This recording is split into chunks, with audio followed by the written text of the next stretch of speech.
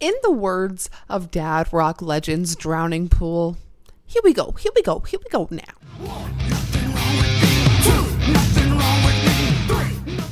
Welcome back, ghouls and gals. Today we are on part 28 of our series going over weird, disturbing, slightly erotic, strange, depressing, bleak, disturbing horror movies that you may not have heard of. Now, these movies range all underneath the horror umbrella, from thriller to mystery to suspense to disturbing movies, like I mentioned, just all across the spectrum of horror. So if you enjoyed this video, please go ahead and give this a thumbs up, subscribe for more, check out all of my links down below. If you would like to see any more of me or support the channel any further, the Letterboxd list is linked down below. The master list, if you will. There are now 280 movies in this list, so if you're looking for something to watch, definitely check that out. Here's 10 more horror movies I'm hoping you've never heard of, with probably the exception of one or two. I know there's a couple freaks out there, much like me, who seek out and search for these weird horror movies. So let's start off at number 10 with a film called Malefique from 2002, where 4 prisoners discover a handwritten book of black magic in their cell and decide to use it to escape. Now, this is just exactly that. This is 4 guys in a prison cell. But this, I think, would be, I'm going to take the opportunity to mention another film, would be a great opportunity to watch a double feature with the movie Stoic. Now, this one is directed by Uwe Boll, but Stoic actually involves 3 men in a cell and a poker game going wrong. It's 2 different scenarios, but it is men in a cell and something goes wrong. So I think just that alone would make those movies a great double feature. So let's move into another film that is just over an hour long, with Satan's Black Wedding from 1976. A man travels to another city for his sister's funeral to try to find out why she killed herself, but he discovers she's actually a vampire, and she returns from the dead to take revenge on her family. And the director, Nick Millard, for this movie really wanted to distance himself from the Dracula, the original Dracula mythos. So he actually based this story off of stories he heard of priests and nuns defecting to worship Satan. So I think that's pretty hardcore. But let's move into our next film. This is one, if any, I think you've heard of. It'll be this one, Deadly Friend from 1986. After his friend is killed by her abusive father, the new kid in town attempts to save her by implanting a robotic microchip in her brain.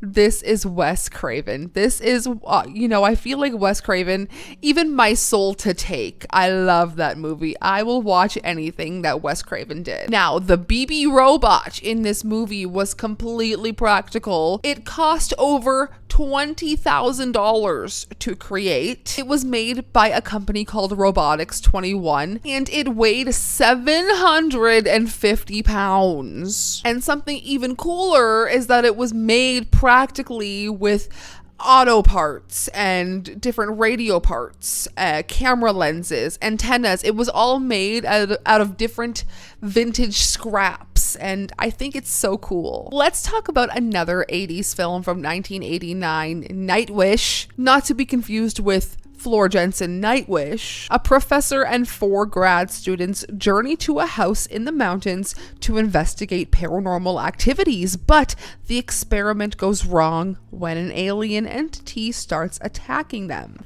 For those of you who are fans of Greg Nicotero, this is done in the early days of K&B special effects. This is where Greg Nicotero pretty much got his start in special effects. So I think it's really cool. This was the second film they worked on. But let's move into our last 80s movie on this list. Let's talk about Night of the Demon, not to be confused with Night of the Demons. This one is from 1980. An anthropology professor and his students attempt to track down a Bigfoot responsible for a string of violent murders, only to uncover something even more sinister. So for those of you who are fans of Bigfoot movies, I feel like you should add this one to your list so you can, be a completionist like me. But at number 5, let's talk about Cold Prey from 2006, where 5 young friends are snowboarding in the Norwegian mountains and one breaks their leg. They take shelter in an abandoned ski lodge and soon realize they're not alone. There are 3 films in this franchise, Cold Prey 1, 2, and 3. So if you're feeling adventurous, do a triple feature. I have another one of those coming up. But at number 4, this may be one of the strangest titles that I've ever talked about. I Bought a Vampire Motorcycle from 1990, when a motorbike gang kills an occultist. The evil spirit he was summoning inhabits a damaged bike. The bike is then bought and restored, but reveals its true nature when it tries to get revenge on the gang. Now, I have to give a huge shout out to Rebecca McKendry. This recommendation came straight from Colors of the Dark. I think it might have come from Deep Cuts, but I thought the name was very unique, and I feel like this may be a super underseen movie. The original plot of this was going to be I bought a werewolf motorcycle, but I think the vampire works a lot better. All right, 3 films left. Let's talk about a sci-fi with The Wandering Earth from 2019. With the sun dying out, a group of brave astronauts set out to find a new planet for the whole human race. Now, this is the other franchise with 3 films, The Wandering Earth 1, 2, and 3. So if you're feeling adventurous, there's another triple feature. But when I first saw the previews for this movie, when it came out, it blew my mind. The visuals are so incredible. This is China's first full-length interstellar film, and I really think that it shows that they have the abilities to make some really awesome space movies. At number 2, let's talk about something with an insane cast, Dead and Breakfast from 2004, where a night at a local bed and breakfast turns into a bloody supernatural fight to the death. And speaking of supernatural, this stars Jeffrey Dean Morgan as a sheriff once again. I feel like he's always in that kind of role. This also stars Jeremy Sisto, who we know and love from May, and Oz Perkins. But let's talk about our number 1 film. This is not necessarily a horror movie, but I have recommended another film by this director. So let's talk about Vulcanizadora from 2024. 2 friends hike through a Michigan forest with the intention of following through on a disturbing pact.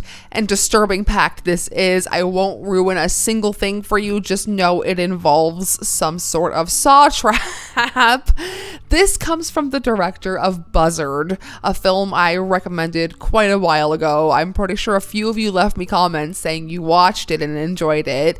That movie is kind of like Napoleon Dynamite on crack, and this one kind of has that same kind of humor, which I really enjoy.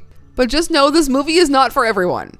It's very talky. So if you're not into a talky movie, maybe skip this one. But if you're into like weird pacts involving saw traps, do with that what you will. So that is 10 more horror movies. I'm hoping horror under the umbrella of horror that are weird, disturbing, strange, erotic, whatever.